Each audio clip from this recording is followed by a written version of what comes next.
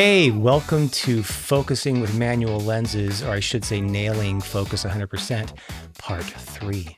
When I did this first video, as I've told you guys before, I was just surprised of what I can do. And the second one, I got into it a little bit more. This one, I'm going to try to be as succinct and brief as I can, and I'm just going to nail it down to each different types of lens, 3 different types of lenses. So we'll get to that in just a second. But first, let's just talk about the setup, because I know you camera guys out there, you filmmakers are kind of wondering what I'm doing here.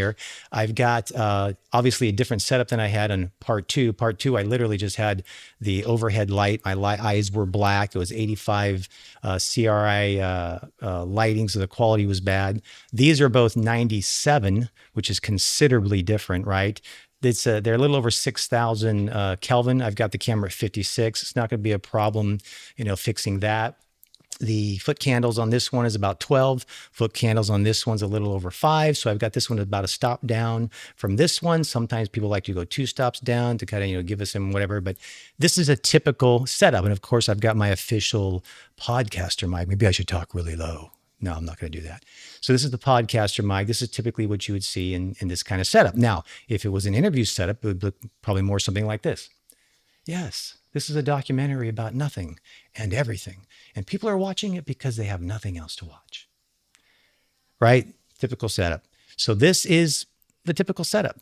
So let's get to the focusing. Okay, so I'm going to break it down by the lens. First, let's talk about autofocus lenses. Let me grab one here. I mentioned it before. This is my 50 1.4 that I've got here. I've got it at f2 right now, but it's at it's a 1.4 50 millimeter Zeiss Milvus. This is my Canon 24 to 105. I got it here next to my face because it's in focus. You can see it. This is not an autofocus lens. So if I go like this, yeah, you get to look at this blurry blob, right? So why would I use this, or why would you use this on the Canon ZR? Well, because you want autofocus or you want the zoom range, right? If you need the zoom range, that's nice to have. Manual focus on this. When I did my movie Walk in the Park with this, I did it all manual focus. I was doing it on a red and I did it all manual focus, but it was tough. I have to admit it was tough, but I was able to do it. I used the edge detect and whatnot, so I was able to, but the throw on this thing is really shallow. So why am I going to use this lens, and why would I recommend you, I shouldn't say this lens, an autofocus lens? It's because you want autofocus and you don't have a situation where, you don't want it bouncing around and whatnot. Now, this camera has a similar setting, or I should say the same setting Sony has. I believe it's called, what is it? Face on or leave face on or something along those. I can't remember what it's exactly called, but what it's supposed to do is that if you're on somebody's face and they go behind a tree or something like that, it's not supposed to punch focus on the tree and it stays, focused with the person. I think you guys know what I'm talking about. This camera has something similar. I can't remember what it's called off the top of my head, but it has something similar, which basically it says, turn off autofocus or don't focus when, the people leave the scene or whatever it is. So it has something similar. I haven't tried it out yet. I don't know how good it is, but that's why I would use this lens. Is if I have a person that's in focus, they're going to stay in focus. They're not going to get, things walking in front of them. I don't know if I would want to use this lens out in the city or something along the lines, or if I'm in a scene with other actors going in front of them and whatnot. I don't know how it would work. I would want a manual focus lens like this, right? Because if I want to be out of focus, I'm out of focus, right? So that's just what I would do. So autofocus lens does a great job with autofocus. I don't think it's as good as Sony. Sony's is really, really good. But for what I would use this for, it has a place for sure. Okay, next, let's talk about manual focus lens that are the vintage. This is my Roker. This is a Roker X made by Minolta. Cheap lens. You can get these things, I don't know, under $100 for sure. This is the 50 millimeter 1.4. Look at how big this thing is. It's dinky. I'll give you a nice zoom in here. How dinky is that, right? So I did all my City Walk series, and I'm going to do more of them, and I'll probably do it with this. I may do it with this camera as well. But these are just nice little lenses. You can go out and shoot with them, get that vintage look, if you will. And you're really, with this camera, with the ZR, with my other red, I was still kind of, people are like, oh, what that guy doing? But with this thing, you could go around and do just about anything, and people don't even know what you're doing. And so with these, though, there's no autofocus assist at all. Okay, and I'll talk more about with my Zeiss, actually with the one that I've got on there, how, I've got the green thing. I'll get into that here in a second. But with this one, all you're relying on is your eyeball and focus assist. And right now, as some of you guys know, the focus assist, when you're using Red 3D, which is what I'm shooting right now, which is probably what I'll shoot most of the time, but I might shoot the other stuff on occasion. You have focus assist as long as you don't turn on the, what do you call it? The color assist. I don't know what the official name is. You guys know what I'm talking about when you want, to give you, the colors. It looks like it's colorful, right? You don't want to look at it in log or the R3D. I almost always shoot looking at R3D. That's how I do it. So the focus assist I have. But having said that, the focus assist on this camera is not as good as the focus assist on my Red Helium, which I mentioned in the last video. Is it usable? Yeah, I'm going to get out and shoot some stuff. And if you want to subscribe to this channel, go ahead and subscribe. Like I said, I'm going to be doing other stuff and you'll get to see me shooting with my Z Red. And I'll probably go out with my other Red as well and shoot them. But I don't anticipate being a problem. It's like, like the old movie days. I don't know if you have heard of this before. My brother used to be a photographer for a newspaper. And one of the things that was said about photographers and even filmmaking for that matter is, well, when all else fails, just put it at F8 and fire away, right? So if you look at older movies, sometimes a scene is, a lot of focus, and sometimes it was for creative reasons they did that, but oftentimes it was because they wanted to make sure it was in focus, right? Maybe pulling focus was an issue. Maybe people hitting their marks was an issue. I mean, I'm talking about things that you guys, some of you don't even have any clue what I'm talking about, but sometimes you just have to, put it at F8, 5, 6, whatever you need to do. You want this, you still want to be, a good picture, and just go for it. And so I think that's probably what I will do with this type of lens, my full manual lens, no electronic connections of any kind in this Z Red. I will probably do that. I think I will use it on a gimbal. I'm more likely to use an autofocus lens on this on a gimbal, but I may use this on a gimbal. And like I said, put it at F8. And if I'm going with the people in front of me, I'll just keep them in that 3 foot, depth of focus span or whatever, and I'll be okay. So these are things that you have to consider. But if I'm, right up close and it's a static shot, I may take this thing to 1.4 or f2 and have very little focus, So it's going to be on a case-by-case basis. But long story short, when using these lenses, I'm not going to put myself in a position where I 100% have to rely on that focus assist, because it's good, but I don't think I would trust it 100% when it really mattered. I just don't think I would. So that's the situation with full manual focus, non-electronic lenses.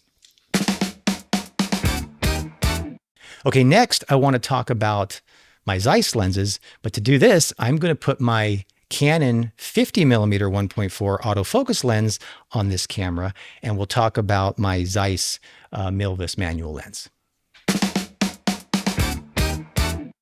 Okay, now let's talk about my Zeiss 50mm, and I have a set of these, so it works the same on all of them. This is what I will call an electronic manual lens, which means I should mention, I've said it before, but my Canon 50 1.4 is on there right now, and it's an autofocus lens. Right now, I've got it set up to recognize people, the autofocus, so it's going to go like the white dot on my eyes. So I'm in focus, right?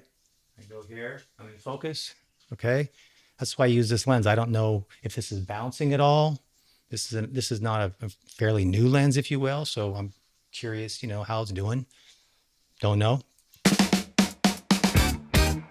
So this is an electronic, unlike this, which is a manual focus, manual aperture, no electronic connections at all. This one has electronic connections on it, and the official, details of how it does it, I can't say for certain whether or not this is sending focus data or what it is. I have no idea what it is, but like before, when I had this lens on the camera, it lets me know when it's in focus, right? That red square that's on the screen, it turns green when I get in focus, and it works well, like this. I can, get in focus. Now, if I was behind the camera, of course, I would be turning the focus ring, and it would let me know that it's green. and in focus. And of course, I can still use the focus peaking, right? Another thing that you can do with this lens, and you can also do it with a manual, but I'm not going to get into it because it's not really useful, is you can tell the camera to detect people. Like right now, I've got the white dot. It's keeping focused on my face, right? It'll do that with this lens as well. So it'll track my face and track my eyes. And then I can turn the focus and it'll turn, I believe it turns green. It'll turn green when it's in focus. But for me, I don't know if I'll do that or not, because for me, it seems to be easier to just thumb where I want to be in focus. So for example, if I want to be in focus on a person, I can put it there and I can get the green square, right? And then say I want to pull focus, and that's something else about these lenses. There's almost zero breathing in this lens. If I wanted to pull focus, what I could do is I could have this lens on, let's say, the person, and maybe I've got another person in the back. Like here, I got this TV screen back here, or this monitor back here. I could take my thumb and I could hit that red square on the other person, and then I could pull focus. And when it hits green, I know I'm on them, right? Could I set up a focus pull and put stops on it and all that stuff? Yeah, I could. But run and gun, get it done, I think that's where I would really use it. So for example, right now, say I'm the person that's talking to somebody. Hey, blah, blah, blah, blah, blah. And I want to go to the emotion of the person behind that's listening, and I didn't know they were listening, right? I could have on the back of this, on my ZR, I could have the square on the person that's talking, and then I could, with my thumb, put the square on the person that's in the back, and I could just pull the focus. I don't have to worry about anything other than that baby going green. When that little square turns green, I know I'm on focus with that one. That could be really neat with this. Now on my red helium, if I'm doing edge detect, it's easy to do too, because it's just, they're there and I pull it and they're back there.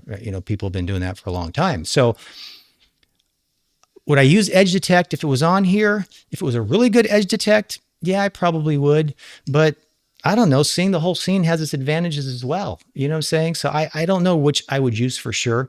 But once again, manual focus lens, electronic communication with the camera allows you to do that. And I think that pretty much sums it up. I'm not going to get into any more detail about it. I hope I've kind of answered questions for you guys. Dig into the manual if you're curious about other things. I know I haven't gotten into details about what menu you do and da-da-da-da. I'm just kind of telling you how it works. Some other things about focus that you might want to know.